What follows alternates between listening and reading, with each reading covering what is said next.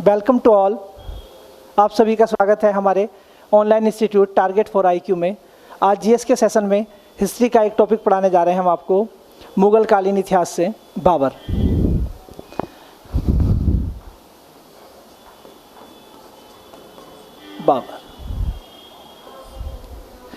बाबर को पढ़ने से पहले आपको ये पता चलना चाहिए कि बाबर कहाँ से भारत में आया था। सुना होगा आपने, मुगलों ने भारत पर आक्रमण किया। तो वो पहला मुगल कौन था जिसने भारत पर आक्रमण किया? पहला मुगल ये बाबर ही था जिसने भारत पर आक्रमण किया। तो आप लोगों को पता होना चाहिए कि ये मुगल थे, ये मुगल कहाँ रहते थे और कहाँ से ये भारत में आए थे। अगर जब तक आपको ये नहीं पता तो आप कुछ नहीं कर सकते। तो इसलिए आपको पहले पता होना चाहिए। इसके लिए हम अपना थोड़ा ज्योग्राफी का सहारा लेंगे।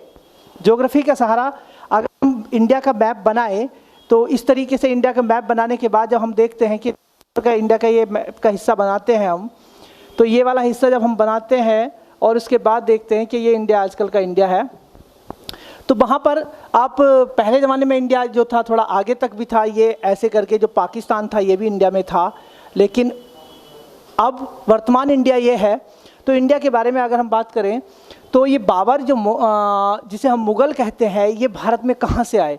तो यहाँ बेटा ये वाला क्षेत्र देखिए, ये अफ़गानिस्तान और ये ईरान वाला क्षेत्र। कौन सा क्षेत्र? अफ़गानिस्तान और ईरान वाला क्षेत्र। इस पूरे क्षेत्र को उस ज़माने में क्या कहा जाता था? Transoxiana. क्या नाम किया जाता था बेटा? Trans Oxiana. ट्रांस ऑक्सियाना क्या नाम देते थे इसको? Transoxiana. इस ट्रांस ऑक्सियाना क्षेत्र में एक छोटी सी रियासत थी जिसका नाम था फरगना। क्या नाम था उसका बेटा? फरगना। फरगना। फरगना। इस फरगना छोटी सी रियासत में एक शासक हुआ करते थे जिनका नाम था उमर शेख मिर्जा। क्या नाम था बेटा? उमर शेख मिर्जा। तो ये उमर शेख मिर्जा जो थे ये बाबर के पिता हुआ करते।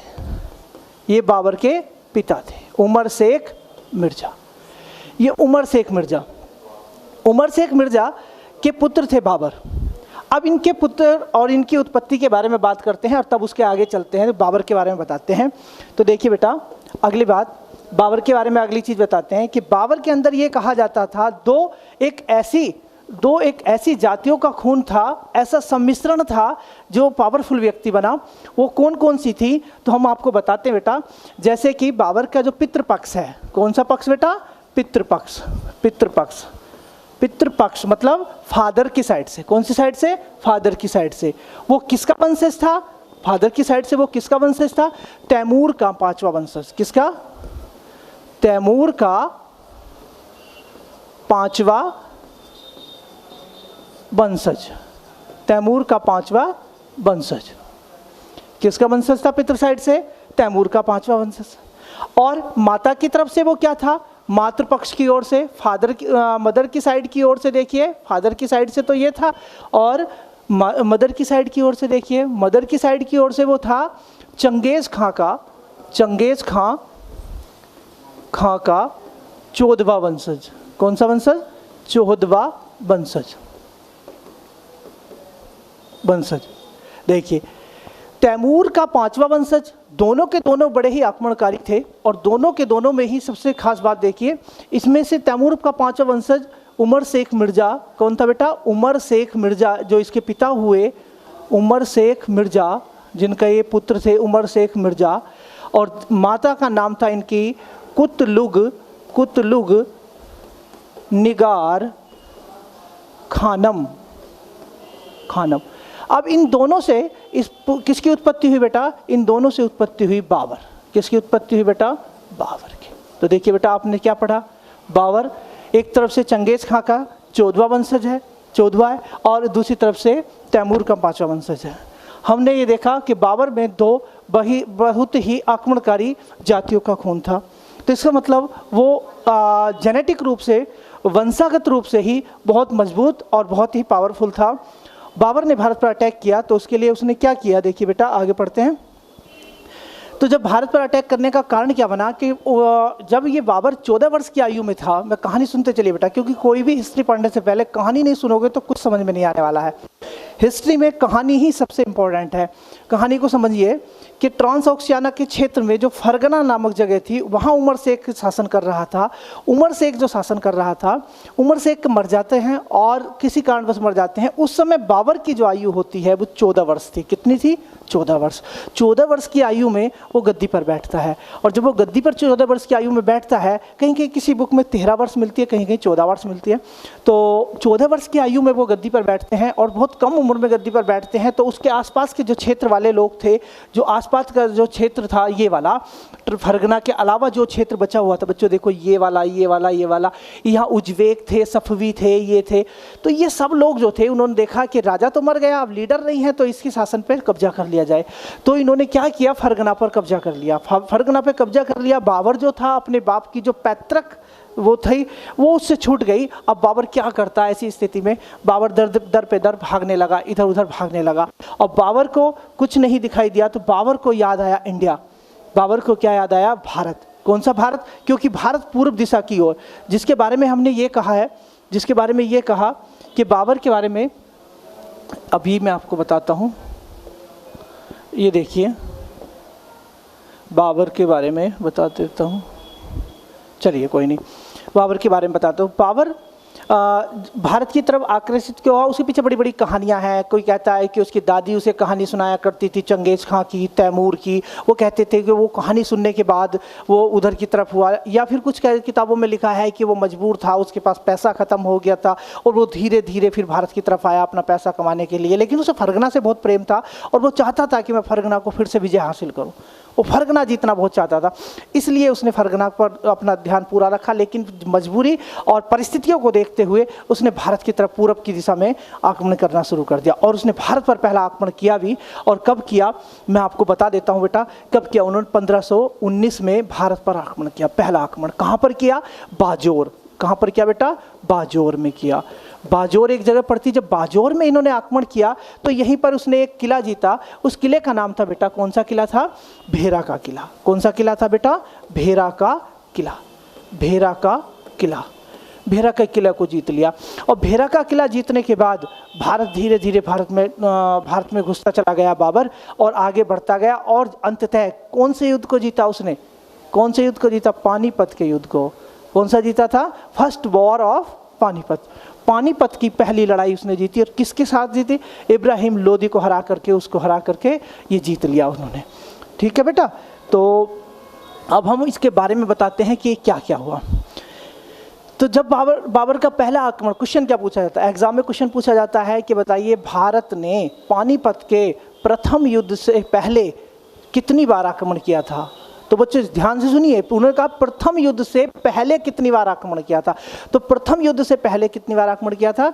4 बार। अगर वो पूछे कि पानीपत की लड़ाई कौन सी लड़ाई थी, तो याद रखना है कौन सी लड़ाई थी? 5वीं लड़ाई थी। याद रखेंगे बच्चों, ये बहुत जरूरी है, क्योंकि ये हमेशा पूछा जाता है। ये पूछा जाता है कि पहले कितना किया, तो 4 बार आक्रमण किया। और पानीपत की लड़ाई उसकी कौन सी लड़ाई थी? तो वो उसकी 5वीं लड़ाई थी। ये जरूर याद रखना, क्योंकि बच्चे उसे चौथी कर देते हैं, गड़बड़ कर देते हैं। ठीक है बेटा, तो उसका कौन सा था? उसका फिफ्थ अटैक था पानीपत। फिफ्थ अटैक कौन सा था? पानीपत। ठीक है, वॉर ऑफ पानीपत कब हुआ था? 1526 में। अब इसमें एक क्वेश्चन ये और बनता है कि भारत पर पहला आक्रमण कब किया था? तो 1519 बाजोर। ये भी याद रखने वाली बात है। अब देखिए, धीरे धीरे जब वो भारत में आता है, तो अब अगली कहानी मैं आपको बताता हूँ बाबर की। बाबर की अगली कहानी क्या है कि बाबर जो है भारत में आया क्यों? तो उसके लिए बहुत सारी चीज़ें थी। धीरे धीरे जब उसने बाजोर जीता और आगे जीता, तो फिर वो भारत में कैसे आगे, पानीपत, दिल्ली, उसने कैसे सुल्तानों से जीती, इब्राहिम लोदी से कैसे जीती, उसके लिए भी जानना जरूरी है। वो क्या जानना जरूरी है? उसके लिए समझिए, ये जानना जरूरी है कि जब उसने पंजाब के आसपास वो जीत चुका था, पंजाब के पास था, तो पंजाब के सूबेदार हुआ करते थे इब्राहिम लोदी के ही कोई रिश्तेदार थे।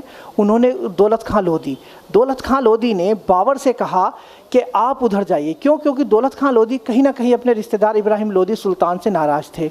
उधर इब्राहिम लोदी जो सुल्तान थे, उनके चाचा आलम खां लोदी भी अपने भतीजे से नाराज़ थे, क्योंकि इब्राहिम लोदी इतना योग्य शासक नहीं था, इतना योग्य सुल्तान नहीं था, और वो कहीं ना कहीं नाराज़ थे उससे। होती है, हर घर में फूट होती है, क्या पता उसके घर में भी कोई फूट होगी, परिवार में होगी, कलह होगी। तो इस कलह का फ़ायदा किसने उठाया? बाबर ने उठाया।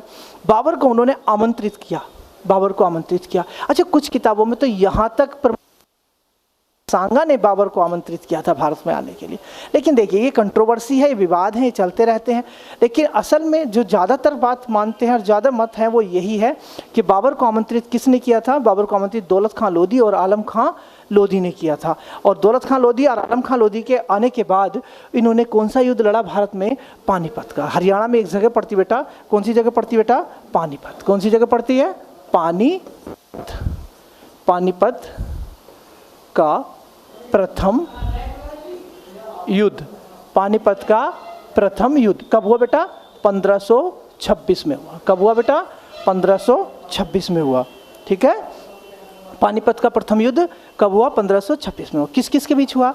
बाबर के बीच हुआ, बाबर के बीच हुआ। किसके बीच हुआ? बाबर के बीच हुआ। बाबर और दूसरी तरफ से कौन था? दूसरी तरफ कौन था? दूसरी तरफ था इब्राहिम लोदी। इब्राहिम लोदी, इब्राहिम लोदी। युद्ध का परिणाम क्या हुआ? युद्ध का परिणाम क्या हुआ कि इब्राहिम लोदी पराजित हुआ और बाबर विजय हुआ। बाबर विजय हुआ। बाबर विजय हुआ। अब विजयी होने के पीछे भी रीजन है, वहाँ पर भी क्वेश्चन पूछे जाते हैं। जैसे क्वेश्चन बनते हैं कि बताइए इब्राहिम लोदी की सेना तो इतनी बड़ी थी, इतना बड़ा सुल्तान था भारत का, वो हार गया लेकिन बाबर जीत गया, उसके पीछे कुछ तो होगा। तो ये था वो जो फरगना में जब अपने राज्य को जीतने के लिए बाबर लड़ रहा था और उसे उज़्बेकों ने और सफवियों ने जीत लिया था, तो उन्हें उज़्बेकों से और सफियों से लड़ाई करने के लिए उसने जो नीतियाँ सीखी थी, युद्ध कला सीखी थी, वो युद्ध कला कहाँ पर इसने लागू की? इन्होंने भारत में लागू कर दी। किसके खिलाफ की? इब्राहिम लोदी के। इसी तरह से इब्राहिम लोदी हार गया क्योंकि बाबर की टेक्निक नई थी और इब्राहिम लोदी की टेक्निक पुरानी थी, इसलिए वो हार गया। चलिए अब देखते हैं इसके बाद फिर क्या होता है कि बाबर फिर तो रुका ही नहीं और बाबर युद्ध पे युद्ध करता चला गया और पहला युद्ध तो ये जीत लिया और दूसरा युद्ध कौन सा जीत लिया? खानवा का युद्ध जीत लिया। अब उसने भारत के सबसे शक्तिशाली राजा खानवा का युद्ध जीता। खानवा का युद्ध ये 1527 में जीत लिया। इसमें कौन था? इसके में बाबर के साथ में कौन था? बाबर था। और बाबर के साथ में कौन था? बाबर। और बाबर के साथ में कौन था बेटा? बाबर के साथ में था आपका राणा सांगा। कौन था? राणा सांगा। अब राणा सांगा इसमें हारा, राणा सांगा इसमें हारा, राणा सांगा इसमें हारा, राणा सांगा इसमें हार गया और बाबर इसमें फिर से जीत गया। अब युद्ध पे युद्ध जीतता गया बाबर, बाबर युद्ध पर युद्ध जीतता गया। और फिर देखिए फिर क्या होता है, फिर अगला युद्ध लड़ता है। वो कौन सा युद्ध लड़ता है? चंदेरी का युद्ध। कौन सा युद्ध लड़ता है? चंदेरी का युद्ध। चंदेरी का युद्ध 1528 में लड़ता है। कब लड़ता है? 1528 में लड़ता है। चंदेरी के युद्ध में कौन होता है? एक तरफ बाबर होता है, एक तरफ कौन होता है? बाबर होता है। और दूसरी तरफ कौन होता है? दूसरी तरफ होता है आपका मेदिनी राय। मेदिनी राय कौन होता है बेटा? मेदिनी राय। इसमें भी क्या, मेदिनी राय को हरा देता है और बाबर फिर से जीत जाता है। फिर एक युद्ध और लड़ता है जिसे कहते हैं घाघरा का युद्ध। घाघरा का युद्ध, घाघरा का युद्ध 1529। और इसमें कौन जीत जाता है? इसमें भी बाबर जीत जाता है। और बाबर लड़ता किसके खिलाफ है? अफगानों के खिलाफ लड़ता है और जीत जाता है। अफगानों के खिलाफ लड़ता है और अफगान हार जाते हैं और बाबर इसमें भी जीत जाता है। बाबर इसमें भी जीत जाता है। तो बेटा सारे युद्ध जीतता चला गया बाबर। इतने युद्ध आया था जीतने के लिए और इतने युद्ध जीतने के बाद फिर से आगे जीतता गया। और इसने कुछ इसके अलावा, ये तो युद्धों की कहानी है, इसके अलावा भी कुछ बात आती है। 1530 में ये मर गए हैं बाबर जी, 1530 में चले गए हैं बाबर। लेकिन भारत में किस चीज़ की स्थापना करके चले गए? मुगलों की स्थापना चले गए। बाबर की मृत्यु हुई, कहाँ हुई बाबर की मृत्यु? देखिए बेटा, बाबर की मृत्यु 1530 में हो गई। और 1530 में जब बाबर की मृत्यु हो गई तो बाबर की मृत्यु के बाद अब हुमायूं का जो 4 पुत्र थे उनमें हुमायूं, कामरान, अस्करी और हिंदाल थे। तो उसमें कौन सा पुत्र उसका गद्दी पर बैठा? बड़ा पुत्र हुमायूं गद्दी पर बैठा। तो हुमायूं गद्दी पर बैठेगा। लेकिन इसके पीछे, इसकी मृत्यु के पीछे भी राज है। इसके बारे में भी लोग कहते हैं, बोले कि बीमार हुआ था, ऐसे मर गया। लेकिन कुछ किताबों में ऐसा भी लिखा है कि इसका पुत्र हुमायूं, जिसे वो बहुत प्रेम करता था, वो बीमार हुआ। और जब वो ज़्यादा बीमार हुआ तो इन्होंने शाम के समय की जो नमाज थी उसको पढ़ा और उस नमाज में ये कहा कि भाई अल्लाह से जो अरदास लगाई, इन्होंने कहा कि अल्लाह कि मेरे पुत्र को ठीक कर दो और मुझे बीमार कर दो। तो कुछ किताबें ये भी लिखती हैं कि उसी समय से वो बीमार हो गया और उसका पुत्र उसी समय से ठीक होना शुरू हो गया और 2-4 दिन बाद वो मर गया। अब ये तो नहीं मानती किताबें, ये तो किंवदंती है, लेकिन फिर भी बाबर की मृत्यु 1530 में हो गई, हम लोग इतना मानते हैं। जब माना तो इनके जो इन्हें शुरू में दफनाया गया, तो बेटा वो कहाँ दफनाया गया, तो इन्हें दफनाया गया था कहाँ पर, आगरा में। कहाँ पर दफनाया गया, आगरा। लेकिन इनकी इच्छा ये थी कि मैं मरूं, बाबर की इसकी इच्छा ये थी कि जब मैं मरूं तो मुझे काबुल में दफनाया जाए। कहाँ दफनाया जाए, काबुल में दफनाया जाए। क्यों, इसे काबुल बहुत प्यारा था। काबुल बहुत प्यारा था क्योंकि पानीपत का जब प्रथम युद्ध इसने जीता था, तो प्रथम युद्ध जीतने के बाद इसने काबुल की जनता में एक एक चांदी का सिक्का बांटा था। इसी वजह से इसे कलंदर का नाम भी दिया गया। क्या नाम दिया गया बेटा, कलंदर भी कहा जाता है। क्यों, क्योंकि इसने अपनी उदारता के लिए एक एक चांदी का सिक्का भी बांटा था काबुल में। तो ये चाहता था कि मैं मरूं तो मेरा मकबरा भी कहाँ पर बने, काबुल में बने। तो इसके सगे संबंधियों ने इसका मकबरा बनाने के लिए इसे बाद में कहाँ ले गए, आगरा से। मकबरा की बात करें हम, किसकी बात कर रहे हैं बेटा, मकबरा कहाँ था, आगरा में था। आगरा से हम कहाँ ले गए, फिर बाद में काबुल में ले गए। तो बाबर का मकबरा कहाँ पर है, काबुल में है। ये क्वेश्चन हो गया। ठीक है, अब मैंने इससे जुड़ी आपकी सब कहानियाँ बता दी हैं। अब इस पे पॉइंट पे बात कर लेते हैं बेटा। पॉइंट जो एग्जाम में आने वाले हैं, एग्जाम में कौन कौन से पॉइंट आते हैं, हम इसके बारे में बात करते हैं। देखिए कौन कौन से पॉइंट आने वाले हैं, तो हम इसकी बात करते हैं। तो जैसे मैं आपको बता देता हूँ, सबसे पहला पॉइंट कि बाबर ने पहला आक्रमण कब किया, फर्स्ट अटैक। पहला आक्रमण या फर्स्ट अटैक इसका जो था वो कहाँ था, मैं आपको बता चुका हूँ बेटा। आक्रमण कहानी के दौरान मैंने आपको बता दिया है और आपको सबको लिखना है, तो इसलिए आप याद रखेंगे 1519 में। कब, 1519 में किया पहला अटैक।